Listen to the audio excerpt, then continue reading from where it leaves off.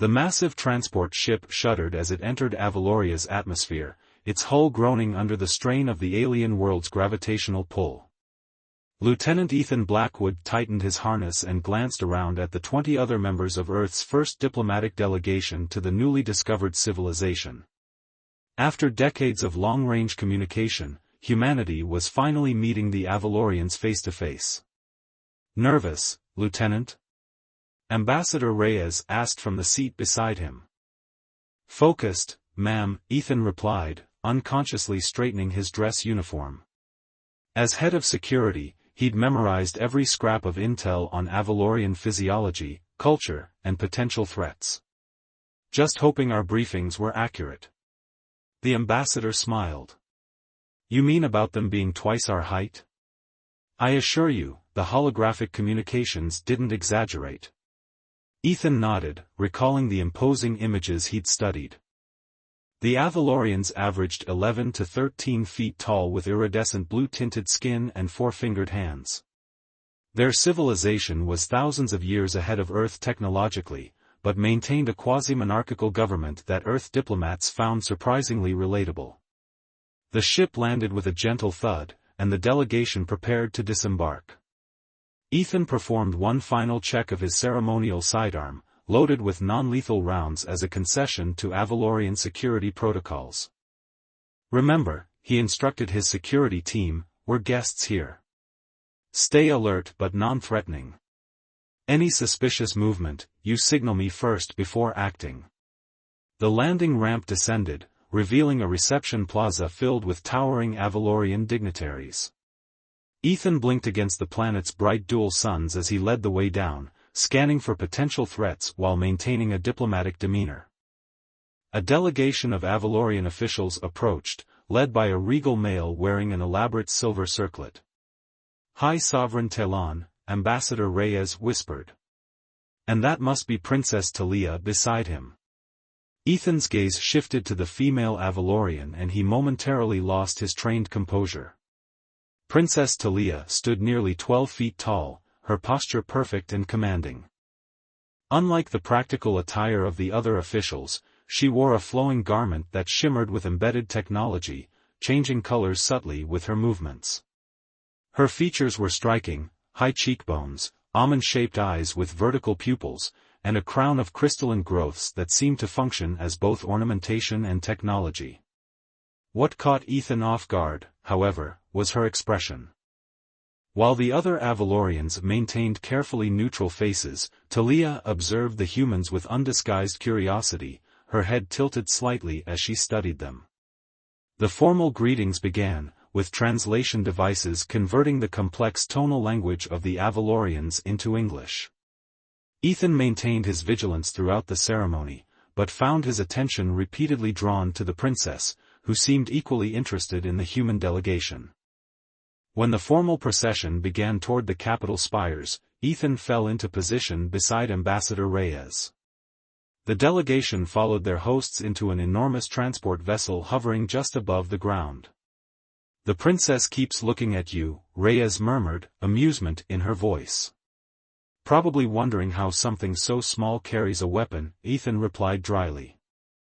As they settled into the transport's oversized seats, Ethan noticed a subtle movement in his peripheral vision, an Avalorian maintenance worker adjusting something beneath the High Sovereign's designated platform.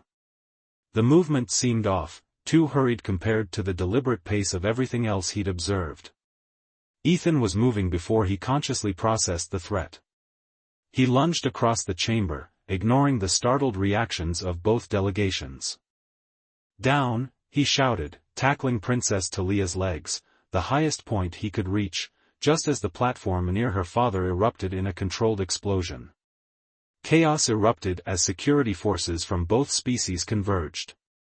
Through the smoke and confusion, Ethan found himself looking up at the princess he'd just knocked off her feet.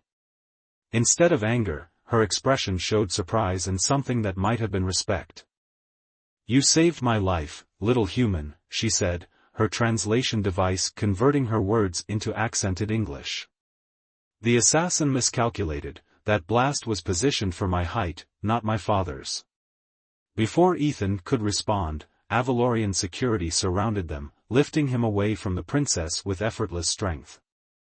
As he was debriefed over the next several hours, one thought kept returning.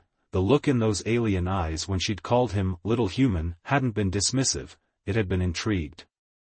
The assassination attempt, rather than derailing the diplomatic mission, somehow accelerated it. By nightfall, Ethan found himself assigned to a new role, military liaison to the Avalorian Royal Guard, a position that would keep him in close proximity to the very princess whose life he had saved. Ethan stared up at the massive door to his new quarters, then at the control panel positioned nearly 3 feet above his head. With a sigh, he hopped up to slap the activation pad, grateful no one was present to witness his undignified entrance procedure. The door slid open, revealing an apartment designed for someone twice his size. "Computer," he called out in carefully practiced Avalorian phonetics, "adjust living quarters to human proportions, Protocol Blackwood 1. A pleasant tone acknowledged his command as hidden mechanisms whirred to life. A section of the expansive living space transformed, furniture descended to human height, steps appeared leading to elevated surfaces, and modified controls lowered to his reach. The Avalorian engineers had worked diligently to create this adaptive space, though certain elements remained comically oversized. Ethan unpacked his meager belongings and changed into his training uniform. Today marked his first official session with the Royal Guard, and he'd prepared himself for resistance. Being appointed as liaison hadn't exactly been met with enthusiasm from the Avalorians. A chime indicated someone at his door. When he opened it, Commander Vorex of the Royal Guard stood towering in the hallway, his expression unreadable. Lieutenant Blackwood, the commander's translation device rendered his tonal speech into crisp English. "You are punctual by Avalorian standards. This is unexpected." Ethan recognized the thinly veiled insult but maintained his diplomatic composure. "I respect your customs, Commander. Shall we proceed to the training arena?" The journey through the palace complex reinforced Ethan's sense of displacement. Everything from the soaring ceilings to the massive artwork highlighted his diminutive stature in this alien environment. Guards and courtiers alike stared openly as he passed, some with curiosity, others with unmistakable disdain. The training arena proved to be a circular chamber with various weapons and training apparatus arranged around its perimeter. A dozen royal guards were already assembled, their imposing figures clad in ceremonial armor that glinted beneath the ambient lighting. "Attention," Commander Vorex announced. "By decree of High Sovereign Talon, Lieutenant Blackwood of Earth will observe and participate in Royal Guard training as military liaison." One of the guards stepped forward, his posture radiating contempt. "Commander, with respect, what could this small creature possibly contribute to our training?" Before Vorex could respond, a voice rang out from the arena entrance. "Perhaps you should find out, Captain Dren." The guards immediately snapped to attention as Princess Talia strode into the arena. She wore training attire similar to the guards but accented with royal insignia. Ethan bowed respectfully, noting with surprise that she acknowledged him with a nod rather than ignoring him as protocol might have dictated. "Your Highness," Commander Vorex began, "this is an unexpected honor." "I've come to observe our new liaison's capabilities," she replied, her vertical pupils fixing on Ethan. "Captain Dren seems eager to test them as well." The captain straightened, clearly uncomfortable with being singled out. "I would never presume." "Excellent," Talia interrupted. "A demonstration then." "Basic combat forms, no weapons." Ethan recognized the political maneuver for what it was, a test, not just of his abilities but of the entire diplomatic relationship. Captain Dren moved to the center of the arena, taking a formal combat stance that emphasized his tremendous height advantage. "I'll try not to damage Earth's representative," Dren said, the translation adding an unmistakable tone of mockery. Ethan removed his uniform jacket and joined the captain in the ring. "I appreciate your restraint," he replied evenly, assuming a standard defensive posture modified for his circumstance. The first exchange was predictable. Dren attempted to use his reach and strength to overwhelm Ethan immediately. But Ethan had spent months studying Avalorian physiology, identifying their balance points and the surprisingly vulnerable areas in their joint structures. He evaded the first lunge easily, sliding beneath the captain's guard. What followed astonished the assembled guards. Instead of retreating, Ethan moved continuously inside Dren's reach, using the Avalorian's size against him. When Dren overextended, Ethan targeted a pressure point behind his knee that sent the massive guard staggering. The captain recovered quickly, his expression shifting from contempt to genuine focus. Their combat evolved into something more like a dance, with Dren trying to establish distance while Ethan persistently closed it. After several minutes, Talia raised her hand. "Enough," she declared. "Most educational." Both combatants stepped back, Ethan breathing heavily while Dren appeared barely winded. "Captain," Talia addressed the guard, "what have you learned?" Dren straightened. "That size is not the only determining factor in combat, Your Highness. The human uses our height disadvantageously." "An important lesson for all," she agreed, then turned to Ethan. "Lieutenant Blackwood would speak with you privately." "Commander Vorex, continue the training schedule." Ethan followed the princess from the arena, acutely aware of the stairs following them. She led him to a garden terrace overlooking the capital city, its alien flora scaled to Avalorian proportions. "You handled that well," she said once they were alone. "Captain Dren is among our finest warriors." He was holding back significantly, Ethan acknowledged honestly. Talia's expression softened into what he interpreted as amusement. "As were you. I've reviewed Earth's combat techniques. You could have incapacitated him temporarily, but chose not to embarrass him. I'm here to build bridges, not burn them, Your Highness. Talia, please, when we're speaking privately." She gestured toward a bench that would serve as a table for him. "I didn't arrange today's demonstration solely for the guard's benefit." Ethan tilted his head questioningly. "There are factions in our court opposed to alliance with Earth," she explained. "They consider humans physically inferior and therefore unworthy of our technological sharing. Others fear your species' adaptability, precisely what you demonstrated today." "And which faction do you represent, Talia?" Her vertical pupils dilated slightly, a reaction Ethan had learned indicated interest. "I represent Avaloria's future, Lieutenant. A future I believe includes Earth."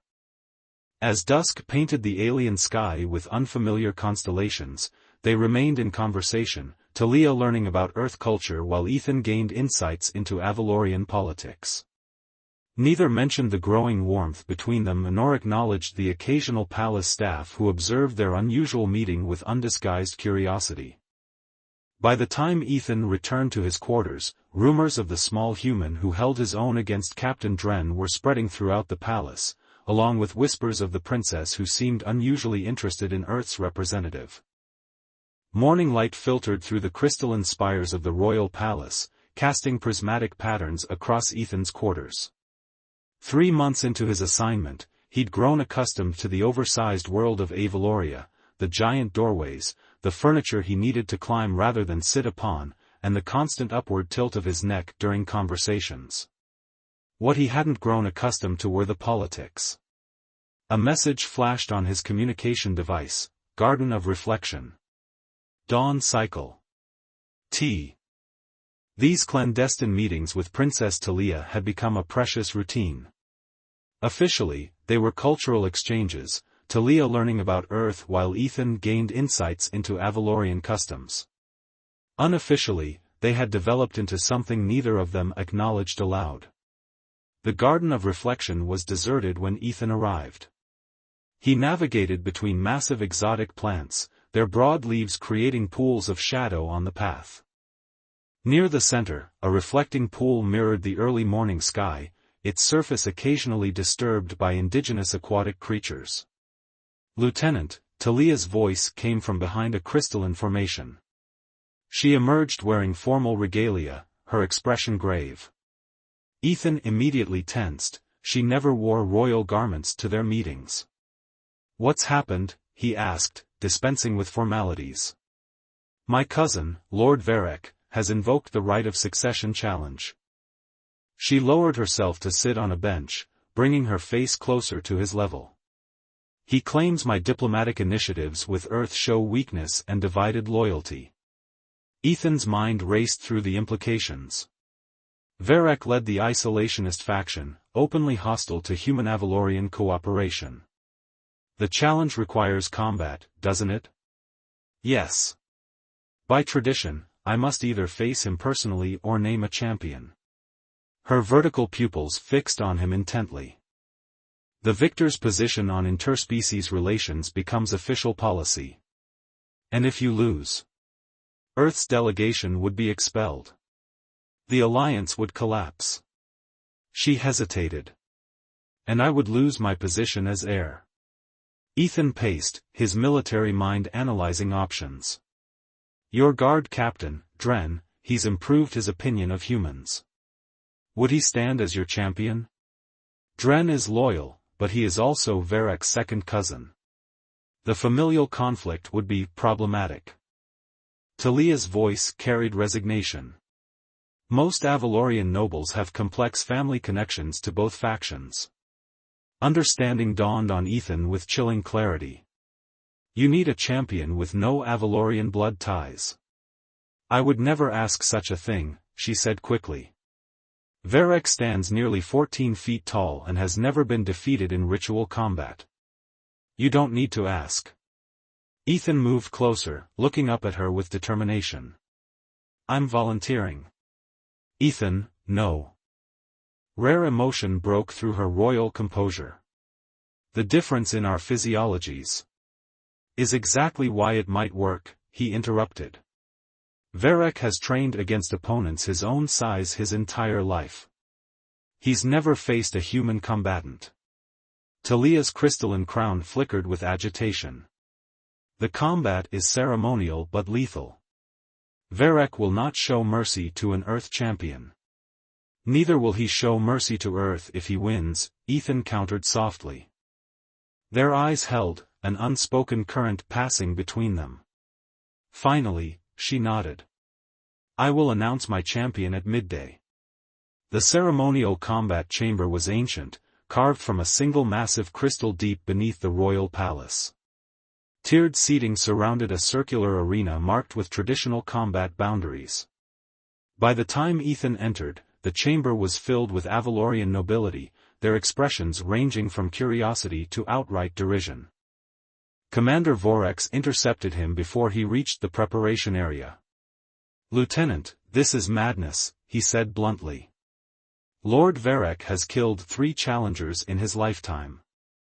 I appreciate the concern, Commander, Ethan replied, continuing his equipment check. But I've spent the past hours studying recordings of his previous matches. And I've identified 17 exploitable weaknesses in his technique. Ethan secured the lightweight ceremonial armor that had been hastily modified to fit his human frame. Most importantly, he overextends when facing shorter opponents. Vorex's expression conveyed skepticism, but he offered a formal salute before departing. May the ancestral light guide your movements, Lieutenant. The ceremonial horn sounded, summoning the combatants to the arena. Ethan stepped onto the gleaming crystal floor, the enormity of his undertaking suddenly overwhelming. Across the arena, Lord Varec appeared, his imposing frame adorned with battle honors. At nearly 14 feet, he towered over Ethan, his face set in a mask of contempt. High Sovereign Talon presided from an elevated platform. This challenge of succession is recognized by Crown and Council, his amplified voice echoed. Princess Talia has named Lieutenant Ethan Blackwood of Earth as her champion. Lord Varec stands for himself. The terms are absolute, victory comes only through submission or... He paused meaningfully, incapacitation. Ethan caught Talia's gaze from her position near her father. Her expression remained regal, but her eyes conveyed a message he clearly understood, be careful. The signal was given, and Varek wasted no time. He charged forward with surprising speed, wielding a traditional staff weapon with lethal precision. Ethan dodged the initial assault, using his smaller size to roll beneath a horizontal swing. "How long will you scurry like vermin, little human?" Varek taunted, his translator broadcasting his words to the assembly. Ethan didn't respond, conserving energy as he implemented his strategy, provoking the larger opponent into increasingly aggressive attacks while studying his movement patterns. Each exchange brought new information. Varek favored his right side, his balance shifted predictably before overhead strikes, and, most crucially, his arrogance prevented him from adapting his technique. The crowd's initial amusement at the mismatched combatants gradually shifted to murmurs of surprise as Ethan not only survived but occasionally landed precision strikes against the Avalorian lord's joints and pressure points, knowledge gained from Princess Talia during their cultural exchanges. 15 minutes into the combat, Ethan had suffered several glancing blows but maintained his mobility. Varek, however, was growing visibly frustrated and increasingly reckless. Exactly as planned. "Enough games!" Varek roared, abandoning technique for brute force. He lunged forward in a crushing attack. Ethan had been waiting for this moment. Rather than retreating, he moved toward Varek, timing his slide beneath the Avalorian's guard perfectly.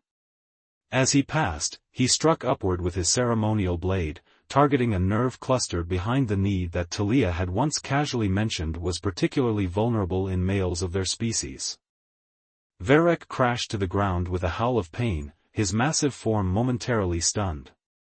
Before he could recover, Ethan was on his back, ceremonial blade positioned precisely against another pressure point at the base of his skull. "Yield," Ethan demanded, his voice carrying in the suddenly silent chamber. For a terrifying moment, he thought Varek would refuse, forcing him to either kill the Lord or be killed himself.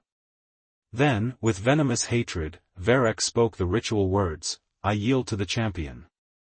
The challenge is concluded. The assembly erupted in chaos as Ethan stepped back, breathing heavily.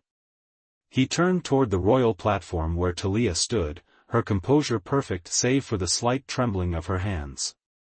That evening, as healers attended to his injuries, a private message arrived: "You fought for more than just an alliance today. Rest well, my champion." As he drifted into exhausted sleep, Ethan realized that the term, "my champion," carried meanings in both their cultures that neither had yet dared to express. The emergency summons came at third zenith, when Avaloria's twin suns reached their highest point. Ethan was midway through a training session with a group of royal guards who had, since his victory over Lord Varek, become remarkably receptive to learning human combat techniques. The urgent tone of his communication device silenced the training arena. "Lieutenant Blackwood," Ambassador Reyes' voice sounded strained even through the digital connection. "Return to the embassy immediately. Priority Alpha." He exchanged glances with Commander Vorex, who nodded gravely. "Go, Lieutenant. Duty calls."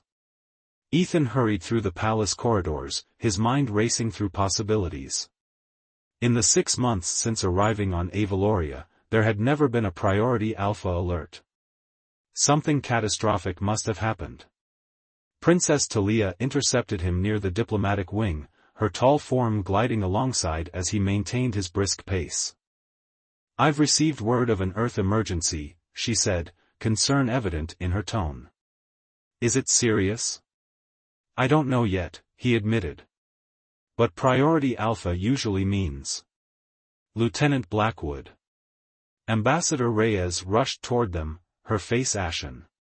She bowed hastily to Talia before addressing Ethan. "There's been an attack on Armstrong Colony. Significant casualties. Earth Command has recalled all military personnel from diplomatic posts." Ethan felt his blood run cold. Armstrong was Earth's largest off-world settlement, home to over 20,000 civilians. "Who's responsible?" "Unknown," Reyes replied. But the technology signature doesn't match anything in our database. She hesitated, glancing at Talia. There are rumors suggesting Avalorian weapon signatures. Talia's crystalline crown flashed with indignation. That's impossible. Our government would never. Which is why we need Lieutenant Blackwood back on Earth, Reyes interrupted. As our foremost expert on Avalorian technology, he can help disprove these accusations before they escalate. The implications crashed over Ethan. Earth's relationship with Avaloria was still fragile, built largely on the foundation he and Talia had carefully constructed. False accusations of an attack could shatter everything. When do I leave? He asked, already knowing the answer. The transport departs in 3 hours. Talia's expression remained composed, but Ethan had learned to read the subtle changes in her pupils. I must inform my father, she said formally.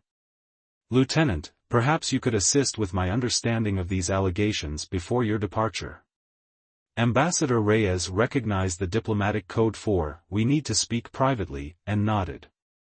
Of course, Your Highness. I'll arrange for the lieutenant's belongings to be transferred to the transport.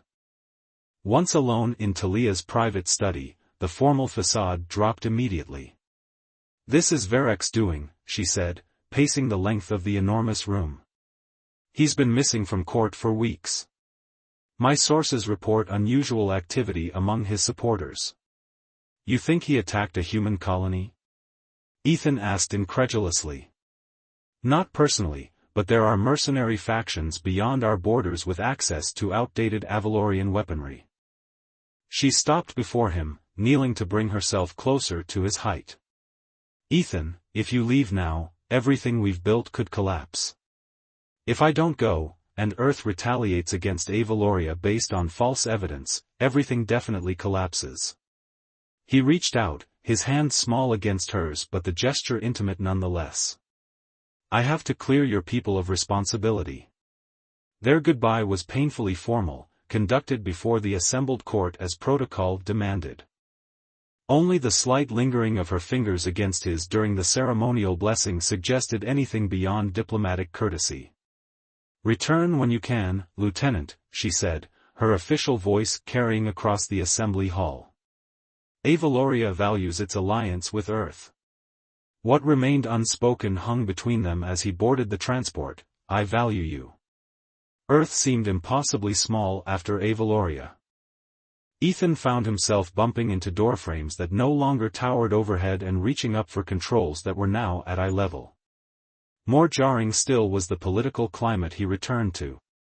They're calling for immediate military response, General Harding informed him during his first briefing at Earth Command Headquarters. The weapon signatures match Avalorian technology patterns by 78%. That's because they're designed to, Ethan argued, presenting his analysis. The fluctuation patterns in the energy readings are artificially modulated to mimic Avalorian signatures, but the decay rate is all wrong. For weeks, he fought an uphill battle against military officials eager to demonstrate Earth's strength and politicians capitalizing on public fear of the alien giants. His communication with Avaloria was restricted to official channels, his private messages to Talia intercepted and analyzed for security concerns. When he did receive messages from her, they were similarly sanitized, stripped of anything personal. Between the lines of diplomatic language, he sensed growing trouble. References to internal security matters and temporary leadership adjustments suggested political upheaval. Then, abruptly, all communication from Avaloria ceased. They've gone dark, General Harding announced during an emergency council meeting. No response to any transmissions for 48 hours. What about our embassy staff? Ethan demanded. Evacuated last week due to increasing civil unrest, an intelligence officer replied. Our last report indicated Princess Talia had been removed from the succession line by special council vote. Ethan's heart sank. Without Talia's influence, the anti-Earth factions would gain control. Everything they had worked for, everything they had begun to feel for each other, was unraveling across the gulf of space. That night, alone in quarters that felt alien in their human proportions, Ethan received an unexpected visitor. Ambassador Reyes entered without announcement, her expression grim. "This came through unofficial channels," she said, handing him a small data crystal. "From Commander Vorex." The message was brief but devastating. Varek had staged a successful coup with the support of military hardliners. High Sovereign Talon was under house arrest. Princess Talia had been imprisoned on charges of treason for her inappropriate relationship with an inferior species representative. "They're going to execute her in 3 days," Reyes said quietly. "Vorex is organizing resistance, but they need leadership, and they need proof that Earth isn't behind the Armstrong attack." Ethan stared at the data crystal, the impossible distance between worlds never feeling more insurmountable. Then his military training took over, mind already calculating possibilities, risks, and one desperate plan. "I need a ship," he said, standing with newfound determination. "And I need every piece of evidence we've gathered about who really attacked Armstrong Colony." Reyes studied him with a mixture of concern and understanding. "Going back is suicide, Lieutenant. Even if you somehow reached Avaloria, you'd be executed as a spy." "Maybe," Ethan acknowledged. "But I've learned something important from the Avalorians." "What's that?" His expression hardened with resolve. "Some things are worth dying for." As Earth's fastest diplomatic vessel broke orbit under classified orders, carrying one determined soldier and evidence that could save 2 worlds, Ethan gazed out at the stars that separated him from Talia. The vastness between their worlds had never stopped them before. It wouldn't stop him now. The modified Earth vessel slipped through Avaloria's defensive grid under stealth protocols, its profile disguised as a supply freighter. In the cramped pilot's compartment, Ethan reviewed Commander Vorex's intelligence one final time. Princess Talia was being held in the ancient fortress of Caldrex, a remote mountain stronghold that served as both prison and execution ground for those deemed enemies of the state. "Approaching drop coordinates," the ship's AI announced. "Atmospheric conditions suboptimal." Ethan secured his equipment, a combination of Earth tactical gear and modified Avalorian technology. "Suboptimal is better than I expected," he muttered, checking the seals on his atmospheric suit. "Hold position in the thermosphere until extraction signal." "Acknowledged, Lieutenant." Survival probability calculation, 17.3%. "Never tell me the odds," Ethan replied with grim humor as he entered the drop pod. The descent through Avaloria's dense atmosphere was violent, the small pod bucking against air currents strong enough to tear apart larger craft. Ethan had chosen this approach precisely because Varek's forces would consider it impossible. No Avalorian would attempt entry through the treacherous mountain winds, and no human had ever been insane enough to try. The pod crashed into a snowfield 3 miles from Caldrex Fortress, its impact softened by emergency thrusters. Ethan emerged into howling winds, the alien landscape rendered ghostly by swirling ice particles. Avaloria's twin suns were barely visible through the storm, dim, wavering orbs that provided little warmth at this altitude. "Vorex," he transmitted on a secured frequency. "Blackwood has landed." The response came immediately, confirmation received. "Loyalist forces moving into position. The execution has been moved forward, dawn tomorrow." Ethan checked his timepiece. "Less than 14 hours. Understood." Proceeding to rendezvous point. The journey through the mountain pass tested the limits of his endurance. Equipment designed for human proportions struggled against elements evolved on a world with higher gravity and more extreme weather patterns. Twice he nearly fell to his death navigating passages scaled for beings twice his size. At the rendezvous point, a concealed cavern beneath an ice shelf, 3 Avalorian loyalists awaited. Their expressions registered shock despite their military discipline. "You actually made it," said the leader, an Avalorian female Ethan recognized as Captain Celera of the Royal Science Division. "Commander Vorex said you would attempt the mountain pass, but we didn't believe." "No time," Ethan interrupted, unslinging his pack. "What's the situation inside Caldrex?" Celera activated a holographic display showing the fortress layout. "Varek has positioned his most loyal guards around the central tower where the princess is held. The execution chamber is here," she indicated a ceremonial hall. "Our forces can create a diversion at the main gate, but you'll still face at least 12 elite guards in the central tower." "And Varek?" "He will personally oversee the execution." Her voice hardened. "He claims to have evidence proving Earth orchestrated the Armstrong colony attack with Talia's help." Ethan removed a data crystal from his suit. "Then he'll be very interested in this." The infiltration plan was audacious, bordering on suicidal. While the Loyalist forces created a diversion at the main gate, Ethan would access the fortress through an ancient maintenance shaft, barely navigable for Avalorians, but relatively spacious for a human. The element of surprise, combined with his knowledge of Avalorian physiology, might give him the slim chance needed to reach Talia. Dawn approached with menacing swiftness. The attack began precisely as planned. Explosions rocked the fortress perimeter as Loyalist forces engaged Varek's guards in fierce combat. Amid the chaos, Ethan navigated the forgotten passages beneath the fortress, guided by Solara's intelligence. Emerging into a dimly lit corridor, he encountered his first obstacle, 2 towering guards blocking access to the central tower. Rather than engaging directly, Ethan employed a tactic he developed during training sessions, using the confined space to limit their movement while targeting vulnerable pressure points in their legs. Both guards fell without raising alarm. The central tower spiraled upward, its ancient architecture imposing even by Avalorian standards. Ethan climbed swiftly, encountering resistance at each level but using surprise and targeted strikes to overcome opponents many times his size. His Earth combat training, combined with months of studying Avalorian weaknesses, proved devastatingly effective. At the highest level, he found what he sought, the ceremonial hall where Varek had already begun the execution proceedings. Through a ventilation shaft, Ethan observed the scene below.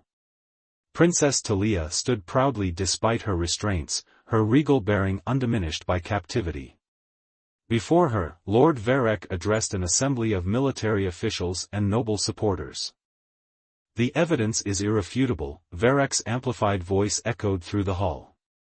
"This traitor conspired with Earth terrorists to attack our allies and destabilize our sovereignty." "You fabricated that evidence," Talia responded, her voice clear and defiant. "Just as you arranged the attack on Armstrong Colony to drive a wedge between our worlds." Varek approached her menacingly. "Your human champion isn't here to save you this time, princess." Ethan chose that moment to drop from the ventilation shaft, landing in the center of the ceremonial hall with deliberate impact. The assembly froze in collective shock as he straightened, facing Varek with cold determination. "Actually," Ethan announced, his voice carrying across the stunned silence, "he is." Chaos erupted as guards rushed toward him. Ethan activated a holographic projector, broadcasting incontrovertible evidence across the hall, communication logs, weapon signature analyses, and financial transactions linking Varek to the mercenary group responsible for the Armstrong attack. "This is the truth," Ethan declared as he fought off the first wave of guards. "Varek orchestrated an attack on Earth civilians to destroy our alliance." The evidence created momentary confusion, enough for Commander Vorex to burst into the hall with Loyalist forces. The battle that followed was brief but decisive, with many of Varek's supporters standing down as the evidence of his treachery became clear. Varek himself, seeing his coup collapsing, made a desperate lunge for Talia, a ceremonial blade raised to complete his interrupted execution. Ethan intercepted him with impossible speed, their combat a blur of motion that ended with Varek disarmed and pinned despite his enormous size advantage. Yield, Ethan demanded, exactly as he had during their previous encounter. This time, Varek's response was a snarl of defiance. Before he could react further, Avalorian justice took its course. Commander Vorek's guards surrounded the fallen lord, placing him under arrest for crimes against both worlds. The restraints fell away from Talia's wrists as loyalist forces secured the fortress. For a moment, neither she nor Ethan moved, the distance between them filled with unspoken emotion. Then, breaking all protocol, the princess of Avaloria knelt before the human soldier, bringing their faces level. "You crossed worlds for me," she said softly, her voice carrying wonder. "I would cross galaxies," he replied simply. Their foreheads touched in the traditional Avalorian gesture of profound connection, a moment of perfect understanding between two beings from different worlds. The days that followed brought rapid change. High Sovereign Talon was restored to power, the alliance with Earth strengthened rather than broken by the conspiracy's exposure. Diplomatic relations resumed with unprecedented openness, technology sharing accelerated, and cultural exchanges flourished. Yet the most significant change came 3 months later, during a ceremony beneath the great crystal dome of the Avalorian capital. Before assembled dignitaries from both worlds, Princess Talia and Lieutenant Ethan Blackwood announced their intention to formalize their union, a diplomatic marriage, certainly, but also something far more profound. "Our physical differences are obvious," Talia addressed the assembly, her voice carrying across the hushed chamber. "But they are meaningless compared to what we share: courage, honor, and the vision of a future where our people stand together." Ethan stood beside her, no longer seeming small in her presence but perfectly matched in spirit. "We offer ourselves as living proof that differences in height, biology, or origin world are not barriers but opportunities to grow beyond what either of us might have become alone." That evening, as Avaloria's moons cast their light across the palace gardens, Ethan and Talia sat together on a specially designed bench that brought them to equal height. Around them, engineers were already at work creating spaces where beings of dramatically different sizes could coexist comfortably, a physical manifestation of the bridge they had built between worlds. "There will be challenges," Talia acknowledged, her hand entwined with his. "Not everyone approves." "There always are," Ethan replied. "But we've faced assassination attempts, coup plots, and interstellar frame-ups. I think we can handle a few disapproving looks." She laughed, the sound like crystal chimes in the evening air. "When I first saw you step off that transport ship, I never imagined that you'd fall for someone who has to climb a ladder to kiss you. That I would find someone whose heart matched mine, regardless of the package it came in." Her expression grew serious. "The ancient texts speak of souls that resonate across the void, kindred spirits who find each other despite impossible odds." Ethan smiled, remembering his desperate journey through space and storm to reach her. "Heights of the heart," he said softly. "What does that mean?" she asked. "It means," he explained, rising to stand before her, "that when it comes to matters of the heart, no distance is too great, no difference too vast, and no height too challenging." As the twin sons of Avaloria set on one day and promised the dawn of a new era, the human soldier and the alien princess embraced the future they had fought so hard to create, a future where the only measure that truly mattered was the height of one's heart.